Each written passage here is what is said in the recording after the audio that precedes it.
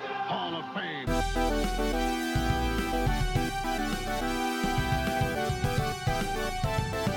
Feels like it's been quite a while since I've had a look at a dolly, so let's have a look at a dolly. This is the most recent G.I. Joe action figure in the Hall of Fame line that I have picked up. I had to import this one all the way from New York because now the remaining ones that I don't have are next to impossible to find in the UK. And if I'm going to continue to complete this line, that looks like importing is going to be the way forward. This is also the most money I've spent on one of these things so far. The majority of the price was shipping and import tax. Yeah, thanks Brexit. Now, this is the second version of Snake Eyes in the Hall of Fame line, and in my mind's eye, this is much more of a Snake Eyes than the first one that came out. When I think of Snake Eyes, I think of that all-black ninja assassin, the one that came out in 1982, where Hasbro famously scrimped on all of the paint apps in order to save a bit of money, and in doing so, they created one of the most iconic, one of the most famous characters of all time. Apart from the odd flash of blue that's on this guy, this feels very much like a homage to that version 1 of Snake Eyes. This was released 11 years later and was in the last wave of the Hall of Fame, and I've got to admit, I didn't know this even existed until late last year, so it felt a little bit odd to want this so much considering it was brand new in my mind. But I just wanted a Snake Eyes that looked like Snake Eyes. I can't wait to crack this bad lad open. It's mint in sealed box and it has been since 1993, but it won't be for much longer.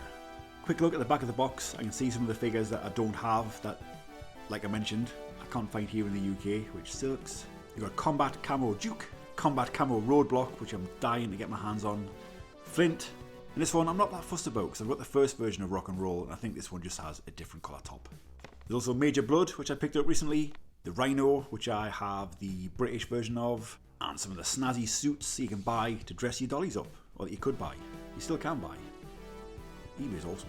As far as I'm aware, this is the only action figure in the Hall of Fame line that has an action feature.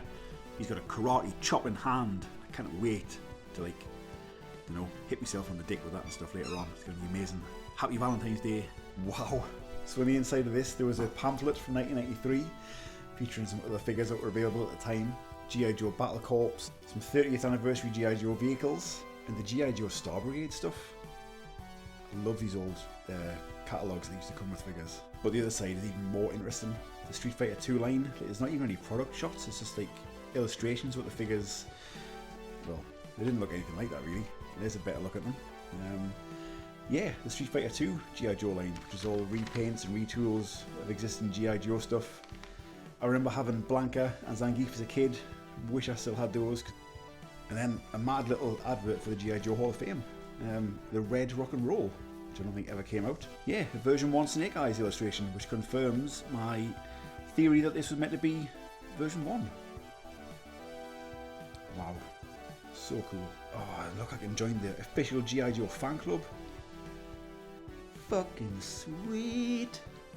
So straight out of the box, even with no accessories on, this thing fucking rocks. It feels bad to complain about a vintage toy, but if Retro Blasting can do it, then so can I.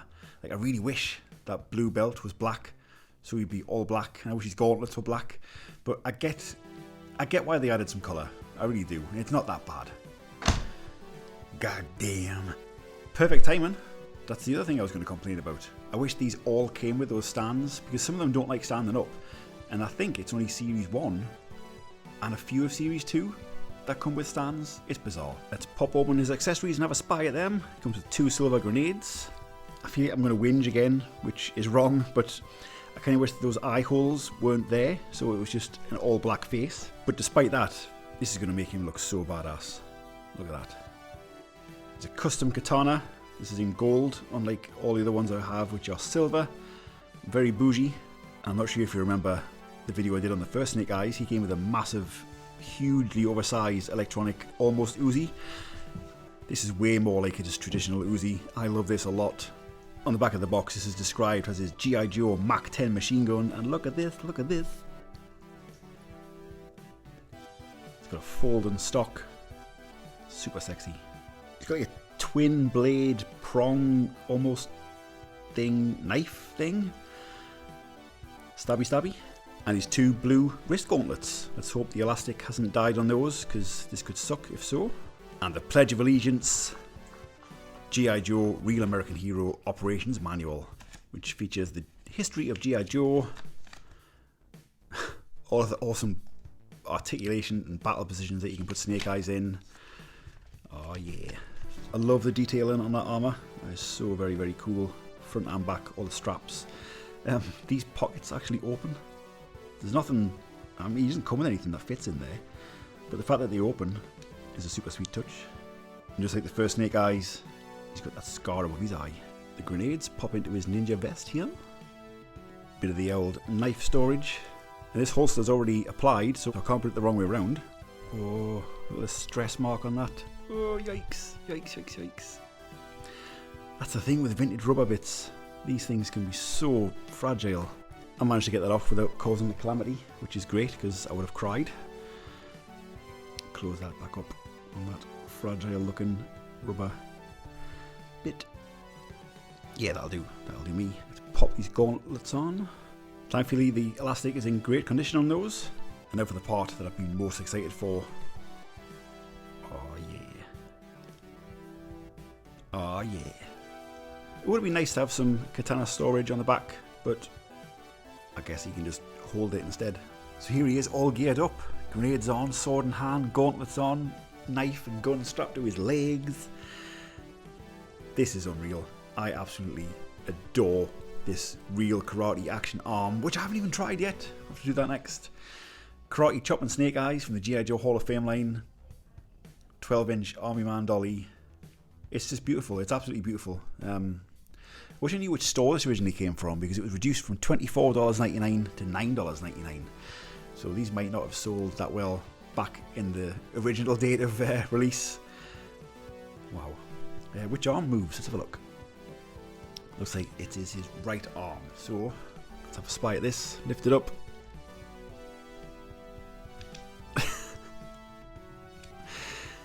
Not quite.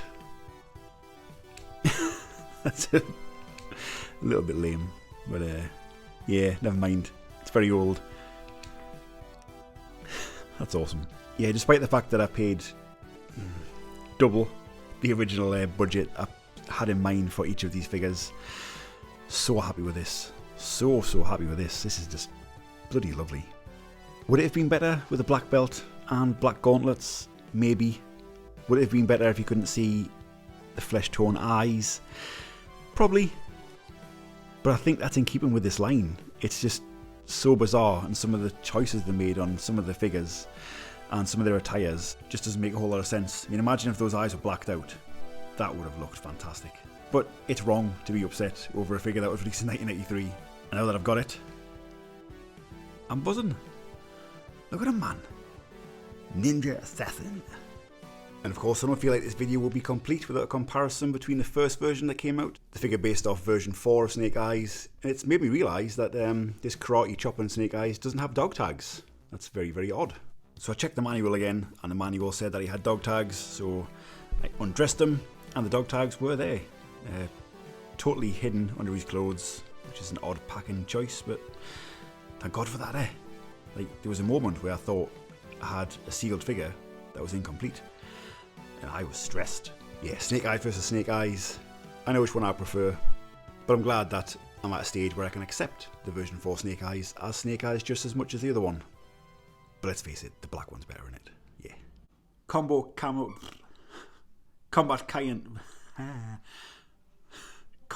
roadblock, which I'm dying to get my hands on.